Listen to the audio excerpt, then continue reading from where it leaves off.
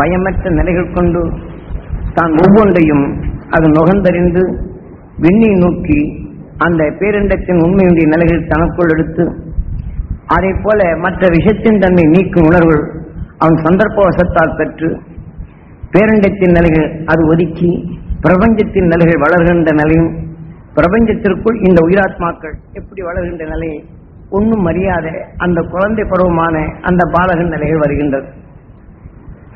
இப்ப சாதாரணமாக இந்திய நிலைகளையும் ஒரு மந்திரம் கற்றுக்கொண்ட ஒரு ஆத்மா அவன் இறந்த பின் அதே போல மந்திரங்களில் ஏதோ நோய்வாய்ப்பட்டோ சில பிணிகளின் நிலைகள் நீக்க இன்னொரு மந்திரவாதியிடம் செல்லப்படும் போது அந்த மந்திர சக்தியுடைய நிலைகள் இவன் அறியவில்லை என்றாலும் மந்திரவாதி பெற முடியாத இந்த நிலையை இவன் இன்னொரு மந்திரத்துக்காக வேண்டி தந்த ஒரு உடலுக்குள் இந்த உணர்வலை பதிந்து விட்டால் இவன் அறியாதையே இன்னொரு மந்திரவாதி அந்த தெய்வத்தின் நிலைகள் வைத்து அவன் எதையெல்லாம் பல மந்திரங்களை செய்து இதுதான் தெய்வம் என்று சில நிலைகளை எடுத்துக்கொண்டு அவன் உடலை விட்டு பிரிந்து சென்றிருந்தான்.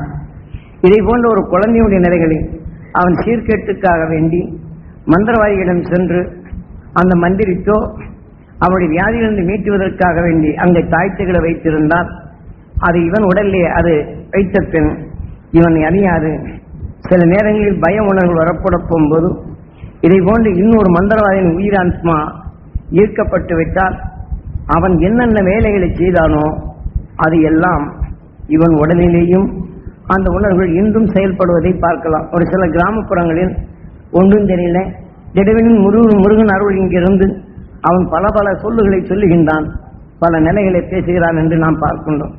இதையெல்லாம் ஒரு மனிதன் உடலில் விளைய வைத்த அந்த மந்திர சக்திகள் இப்போ. ஆனால் அன்று மந்திரமும் தெரியாது, மாயமும் தெரியாது. அந்த இயற்கை நிலைகளை பிற மிருகங்களிலிருந்து விடுபடும் நிலைகள் கொண்டு காத்திடும் நிலைகள் கொண்டு தாய் தந்தையர்கள் இந்த தாவர இனச்சத்தை நுகர்ந்தறிந்து அதனை நச்சையிலும் தீயச்செயலும் அறிந்துணர்ந்து அதை காத்திடும் நிலையாக அதை தனக்குள் பக்குவப்படுத்தி பழகி கொண்டார்கள்.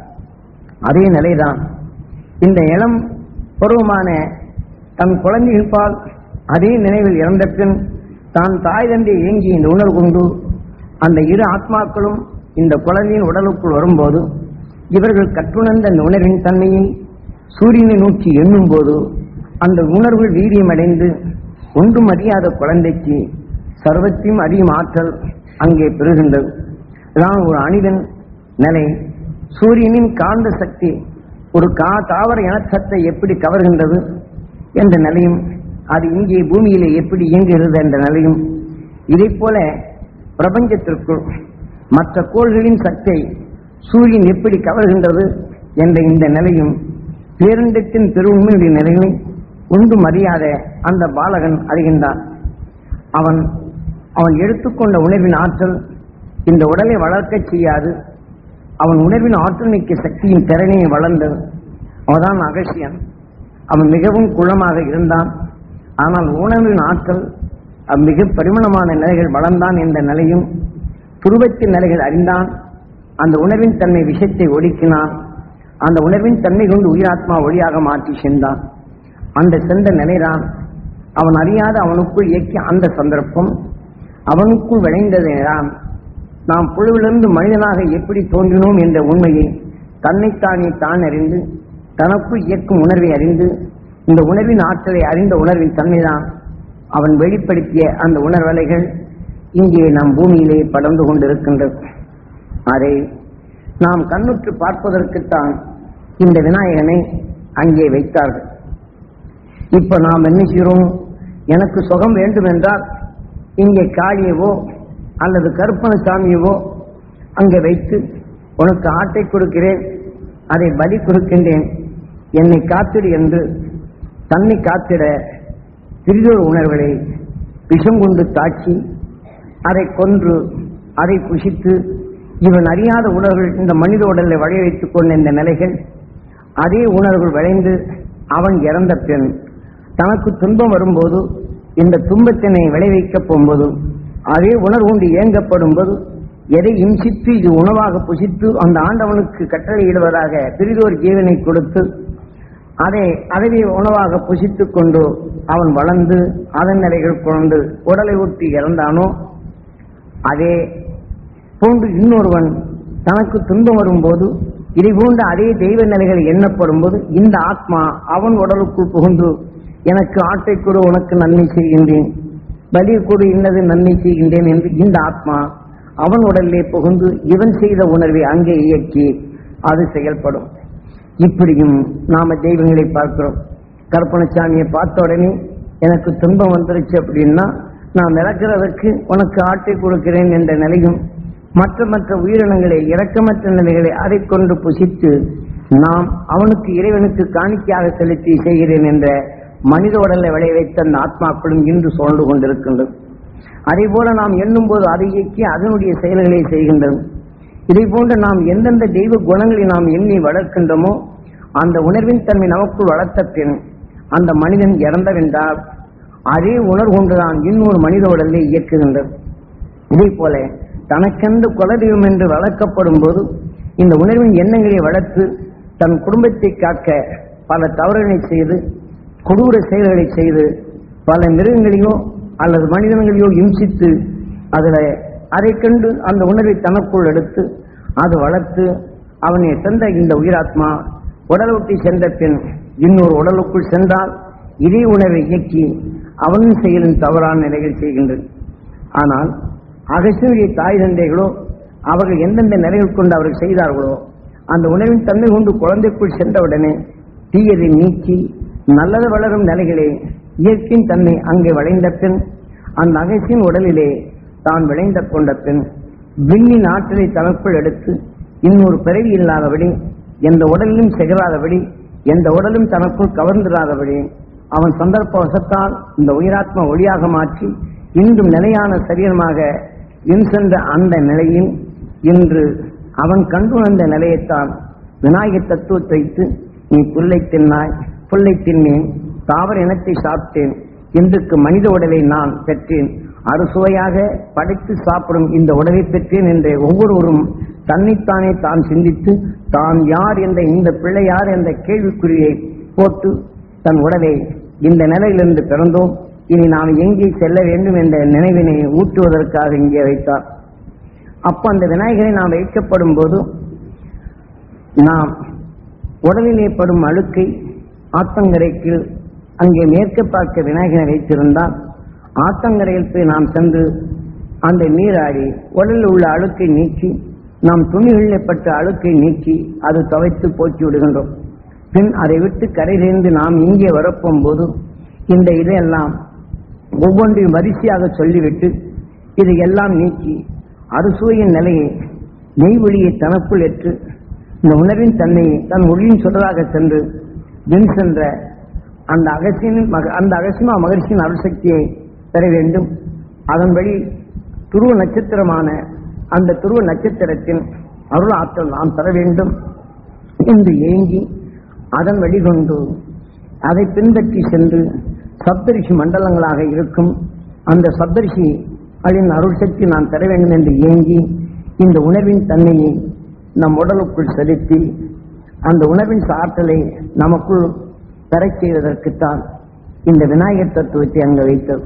இந்த பிள்ளையார் என்ற கேள்வி வருகை வாழ்க்கையில் வந்த துன்பங்களை நீ தொடைத்து விட்டு நீ வின் சொல்லுகின்றாயா, அல்ல இந்த உடலை காக்க ஆட்டையும் கோழியும் கொடுத்து என்னை காத்துடு என்று அசுரத் குணங்களை காத்து அதே உணரை வைத்து இதே உடலுக்குள் சென்று இந்த தீய வினைகளை நீ சேர்க்க விரும்புகின்றாயா என்ற இந்த கேள்விக்குறியை எழுப்பதற்குத்தான் இந்த பிள்ளையா என்ற கேள்விக்குறி வைத்து அங்கே விநாயகர் வைக்கப்பட்டது.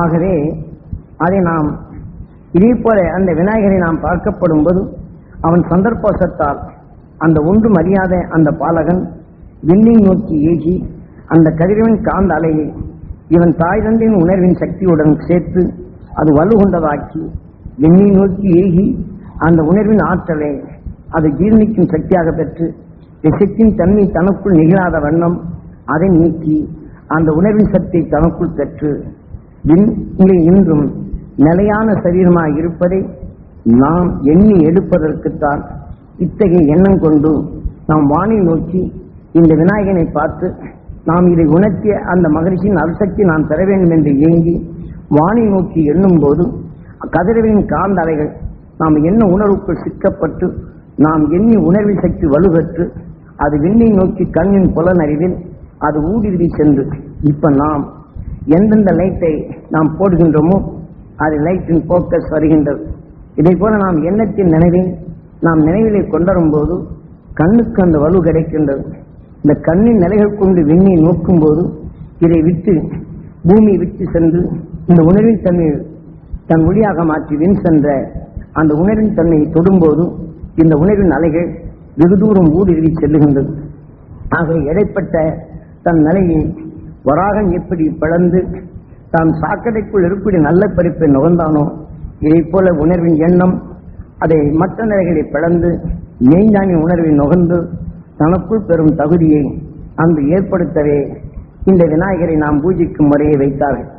அதற்குத்தான் இந்த வாழ்க்கையில் வந்த இந்த கசப்பான நிலையை அங்க வேப்ப மரத்தை அங்க வைத்து விண்ணை நோக்கி அந்த மகிழ்ச்சியின் அரிசக்தியை நாம் பெறும்போது நம் எண்ணத்தின் நிலைகள் ஓங்கி வளர்ந்து தன்னைத்தானே ஆட்சி புரியும் ஆட்சக்தி பெற்று அரசு மதம் மற்றது எண்ணாது தன் நிலைகளிலே பாழடைந்த நிலை என்றாலும் தன் சக்தி கொண்டே தன் நிலையை கொண்டு அது ஓங்கி வளர்கின்றது.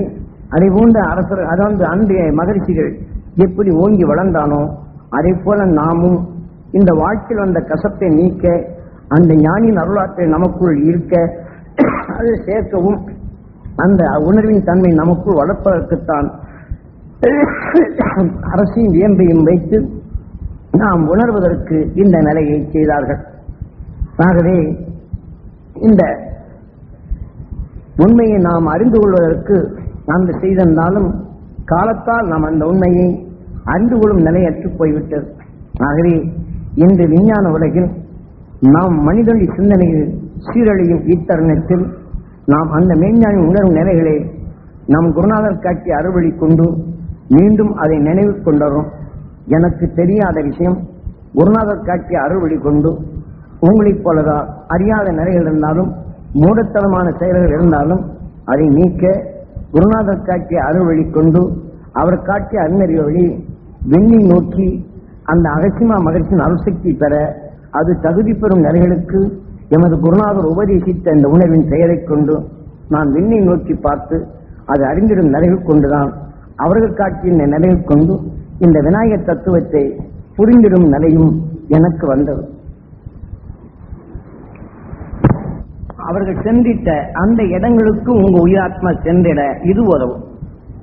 இல்லை என்றால் இப்ப சாமிக்கு ஆடு கேட்டது எந்த நிலையில் கொடுத்து அசுர உணவுகளை நாம் படைத்து அது இறந்த பின் இதை போல உணர்வு உண்டு தன்னை காத்திட அது வேண்டும் என்று இந்த உணர்வை ஏங்கி இருக்க போகும்போது இதே உணர்வின் தன்மை அங்கே சென்றவுடன் அவன் ஆடு கொடுக்கல ஏண்டா உன்னை ஆடு கொடுக்கல உன்னை பாரு என்னடா பண்றேன்னு சொல்லி போட்டு அவனை மிரட்டும். இந்த உணர்வின் நிலைகள் அதே உணர்வை இயக்கி அதே உணர்வின் செயல் இங்கே தலைப்படுமா என்றால் உன்னை பார் உன் குடும்பம் எல்லாம் என்ன செய்கிறேன் நீயா தடுப்பவன் எனக்கு கொடுப்பவன் என்று இதே மனித உடல் விளை வைத்த இந்த உணர்வின் செயல் அது எங்கே பேசும். ஒன்று மணியாத அதாவது பல முலாமுகள் சேர்த்த கெமிக்கல் முலாமுகளை பூசிய உணர்வில் மனிதனின் உணர்வலைகளை பதிவு செய்யும் போது பரிந்ததைத்தான் அது செயல்படுத்துகின்றது. அதே போல மனிதனின் ஓர் செடி கொடி தன் உணர்வின் தன்மை எதை சேர்த்துக் கொண்டதோ அந்த உணர்வின் மனத்தை தான் வெளிப்படுத்துகின்றது. இதை போன்ற மனிதன் நாம் எந்தெந்த குணத்தின் தன்மை நாமக்குள் சேர்த்துக் கொண்டோமோ அந்த உணர்வின் இயல்பே நாம் நோர நேருகின்றது. நுகர்ந்த உணர்வை நம் உயிர் இயக்கி காட்டுகின்றது. ஆகவே இதை போன்ற நிலைகள் எல்லாம் இருந்து நம்மை நீட்டிக்கொள்ள அந்த நமது குருநாதர் காட்டிய அருள் வழிப்படி இந்த விநாயகரை நாம் பார்க்கப்படும் போது புல்லை தின்னோம், மண்ணை தின்னோம், தாவர இனங்களை சாப்பிட்டோம், இன்று அறுசுவையாக படைத்து சாப்பிட்டோம், சாப்பிடக்கூடிய திறனை பெற்றோம். இந்த உண்மை உணர்த்திய அந்த மகிழ்ச்சிகளின் அருள் சக்தியை நாம் பெற வேண்டும் என்று வானை நோக்கி எண்ணி அது என் உடல் முழுதும் படர வேண்டும், என் உடல் உள்ள ஜீவாத்மா பெற வேண்டும் என்று அதை நமக்குள் அதை எண்ணி ஏங்கி நமக்குள் அந்த உணர்வின் சக்தியை பெறச் செய்வதற்கு அவன் கண்டிருந்தான். ஏனென்றால் அகசியன் தன்னை அறியாது அவன் எண்ணிய ஏங்கிய உணர்வு கொண்டு அவனுக்குள் விளைந்த பெரும் உண்மையுடைய நிலைகளை அவன் எதை அவனுக்குள் விளைந்ததோ அதைத்தான் அவன் வெளிப்பட்டான். மாம்பழம் தன் உணர்வின் தன்மை கொண்டு எது மணந்ததோ அதை வெளிப்படுத்துகின்றது. நாம கோபம் கோபம் என்று நாம் உழைத்துக் கொண்டவர்கள் ஏதாவது இந்த பையன் அவனெல்லாம் உதைக்கணுமையா, இப்படியெல்லாம் விடக்கூடாதுன்னு நாம நியாயத்தை சொல்லுவோம். ஆனால் அதே சமயத்தில் சாந்தம் என்ற நிலைகள் கொண்டு எனக்கும் பக்குவம் பெற்றவர்கள் உணர்ந்து வளர்ந்திருந்தான், நீங்க பையன் சொன்னபடி கேட்க மாட்டேங்கிறான்னு சொன்னா அவனுக்கு நீங்க இப்படி சொல்லி இப்படி கொண்டால் அவன் இப்படி வருவான், அவங்க உணர்வுக்கு தக்கவாறு அதை சொல்வார்கள். இதே போன்றுதான் மெய்ஞானி தன் உணர்வின் தன்மை வளர்ந்து கொண்டு அந்த உணர்வின் தன்மை நாம் நுகரும் போது அதன் வழி நாம் செல்லும். நாம் எதனுடைய நிலைகள் யார் காட்டிய அந்த நிலைகள் கொண்டு நாம் எடுத்தோமோ அது நுகரும் போது அந்த உணர்வின் தன்மை நமக்குள் இயக்குகின்றது. இதெல்லாம் இந்த இயற்கையின் செயல். நாம் எண்ணியது நம் உயிர் அது இயக்குகின்றது, நம்மை அறிய செய்கின்றது, நம் உடலாக அமைக்க செய்கின்றது, உடலை விளைய செய்கின்றது, உணவின் சத்தை உயிருடன் ஒன்றச் செய்கின்றது. இதை போல நாம் அந்த ஞானிகள் சொன்ன இந்த நிலையத்தான் விநாயகரை நாம் பார்க்கப்படும் போது அதே போல வானை நோக்கி எண்ணி அந்த மகிழ்ச்சியின் அர்த்தத்தை நான் பெற வேண்டும், என் உடல் முழுதும் படர வேண்டும் என்று என் உடலுக்குள் இருக்கக்கூடிய அந்த ஜீவாத்மாவும் பெற வேண்டும் என்று எண்ணுவது. நான் ஒருவருக்கு உதவி செய்ய போகும்போது அவர் மரணம் அடைய போகும்போது மாறாசம் உதவி செய்ய சாகும்போது என்ன என் உடலுக்குள்ள வந்துடுவார். அவர் உடல்ல இருக்கக்கூடிய சீக்கெல்லாம் என்கிட்ட வந்துடும். ஆனா அவரும் தவறு செய்யவில்லை, நானும் தவறு செய்யவில்லை, பாசம் எனக்குள் இருக்கின்றது, அவர்கிட்ட விளைந்த உணர்வு என்கிட்ட வந்துடும். அப்போ நாமும் இதை போல வணங்கினாலும் ஒரு ஆத்மா ஒரு மனிதனுக்குள் போனால் மனிதனாக அவன் பறப்பதில்லை.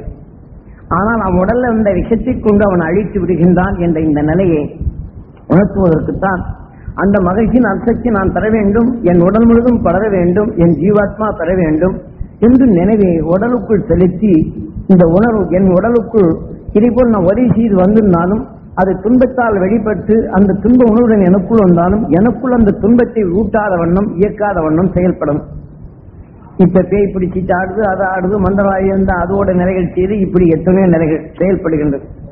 இதை போன்ற நம்ம உடல்ல மனிதனின் உயிராத்மா வந்து விட்டால் இதை செய்யும்.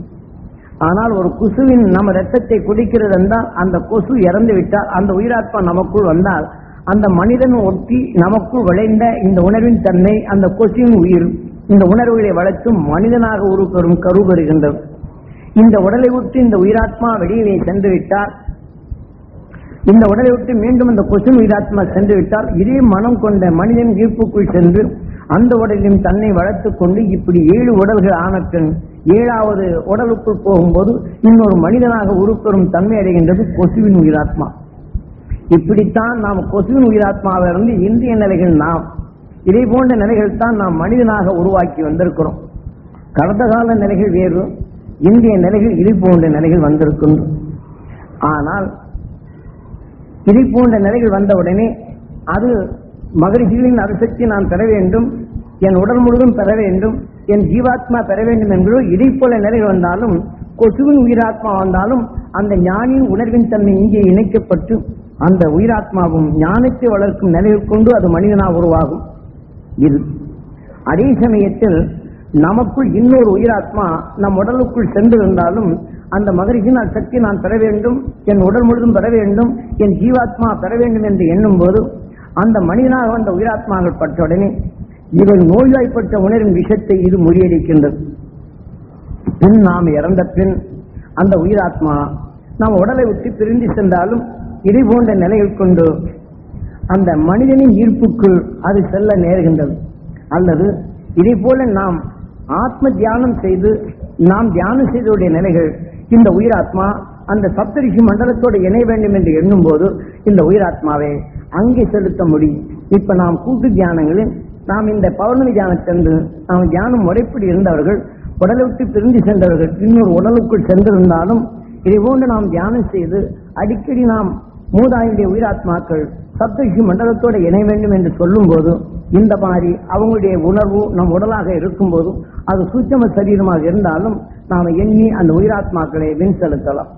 அப்போ அவங்க பிறவி இல்லாத நிலையும் அந்த சுடர் அகர்ந்து அந்த ஒளி சுடராக இருக்கும் அந்த ரிஷிகளுடைய ஒளி வட்டத்துக்குள் சென்று அவர்கள் வெளிப்படுத்தும் உணவை இவர்கள் உணவாக எடுத்து அவர்களும் ஒளி சரீரம் பெறுவது சின்னம்.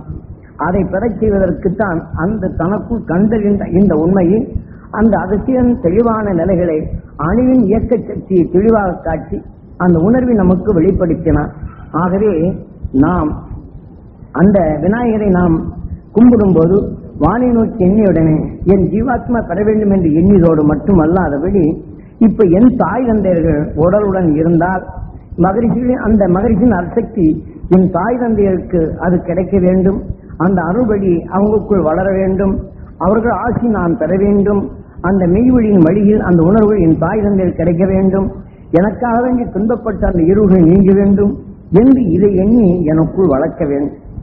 ஆனால் அதே சமயம் நான் அந்த விநாயகரை பூஜிக்கப்படும் போது அவர்கள் உடலை விட்டு பிரிந்து சென்றிருந்தால் அந்த உயிராத்மா சப்தரிஷி மண்டலத்துடன் இணைந்து பிறவா நிலைகள் பெற்று என்றும் நிலையான ஒளி சரீரம் பெற்று அவர்கள் வாழ்விலே அந்த ஒளி சரீரம் பெற வேண்டும் என்று உந்தி நாம் எண்ணத்தை செலுத்த வேண்டும். விநாயகரை பூஜிக்கும் போது இதுதான் நாம் உள்ளழுக்கை போக்க அந்த ஞானியின் அலசைக்கு நமக்குள் சேர்த்து நம்ம இருள் சூழ செய்த அந்த விஷயத்தின் தன்மை முறித்து அந்த நாம் மூதாதையுடைய குலதெய்வங்களை நாம் சப்தரிஷி மண்டலத்தில் இணை செய்து அங்கு இணை செய்யப்படும் போது நாம் எண்ணி அந்த யாரும் பக்கம் பிறந்த குழந்தை அந்த பகுத்து அதை எடுக்க செய்து அந்த உணர்வின் சக்தி நம்ம உடல்ல சேர்க்க செய்வதற்குத்தான் விநாயகரின் முதல்ல பூஜைக்கு சென்றது. அதை செய்து அதுக்காக வேண்டிதான் மனிதனாக நாம் பிறந்த நாம் இந்த பிள்ளை யார் என்ற கேள்விக்குறி போட்டு நாம் மிருக நிலையில் மனிதனாக வந்தோம். இதையெல்லாம் உருவாக்கியது யார்? இந்த உயிரின் உடல் தான். ஆக இந்த பிள்ளையார் என் பிள்ளை நான் என்ற இந்த நிலையை விடுத்து நாம் இனி எங்கே செல்ல வேண்டும் என்ற இந்த நிலைக்கு அங்கு காட்டியதுதான் அந்த விநாயகருடைய தத்துவம்.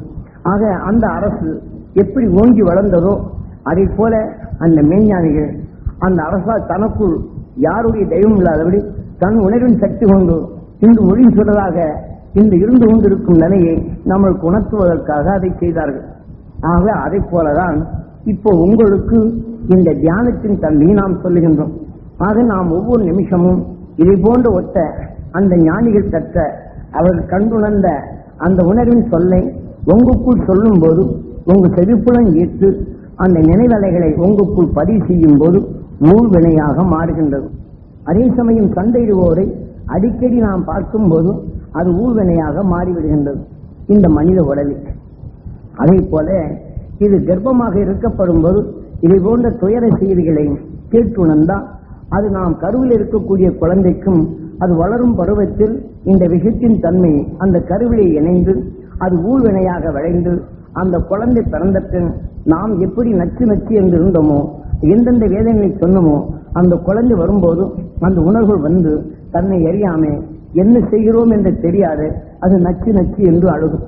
இது போன்றே நாம் மனிதனாக இருக்கும் இந்த நிலையில் நாம் எடுத்துக்கொண்ட உணர்வுகள் நுகர்ந்தால் நம் உடலுக்குள் ஊழ்வினையாக பதிவு செய்து கொண்ட பின் நாம் எதையாவது குறையான செயலை ஒருவர் செய்வார் என்றால் அதை பார்த்த பின் அதே உணர்ச்சிகள் தூண்டப்பட்டு அது நாம் சுவாசித்து நம் உடலுக்குள் பல வேதனைகள் உருவாக்கும் செயலாக அது இயங்கி விடுகின்றது.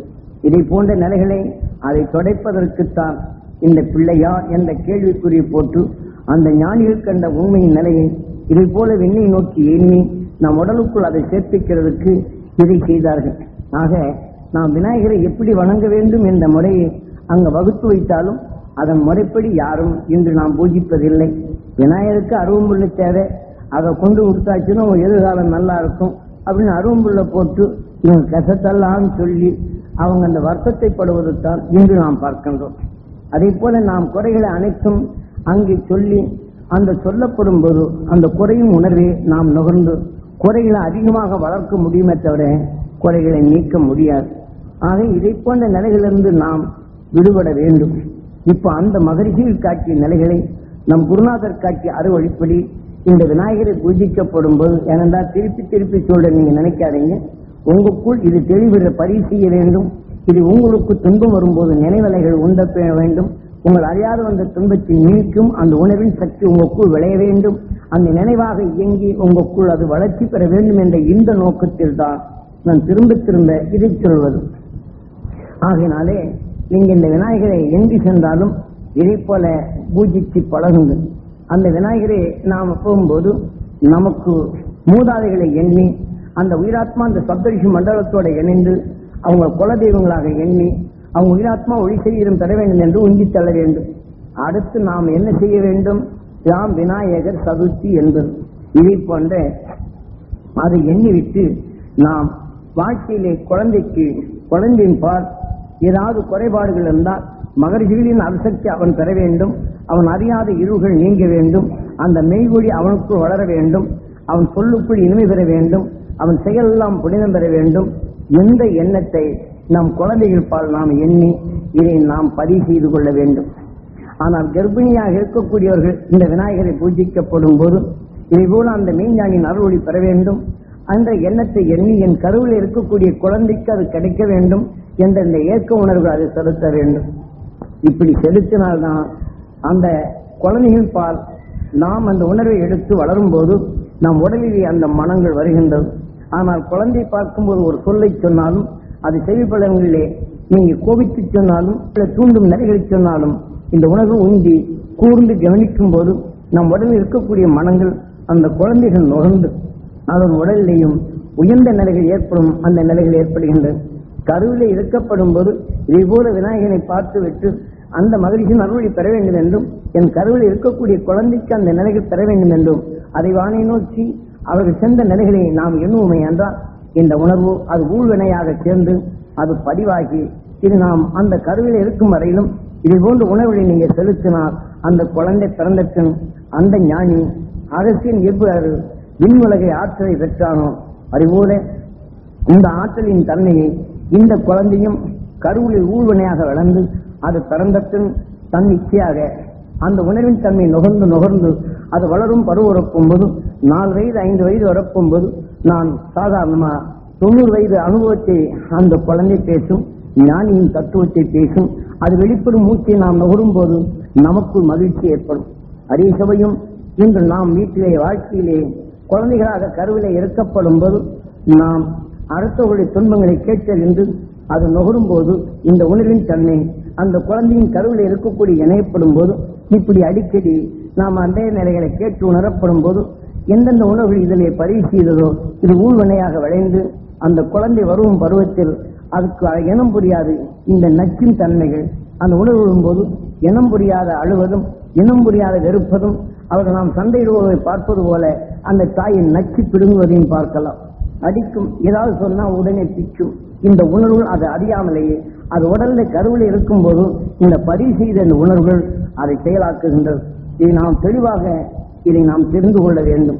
நாம் கருவில் இருக்கும்போது தாய்மார்கள் நாம் எத்தகைய உணர்வை நாம் சேர்க்க வேண்டும், எத்தகைய வினையை கருவில் இருக்கக்கூடிய குழந்தைகளில் சேர்க்க வேண்டும், அதை நாம் எப்படியெல்லாம் வளர்க்க வேண்டும்.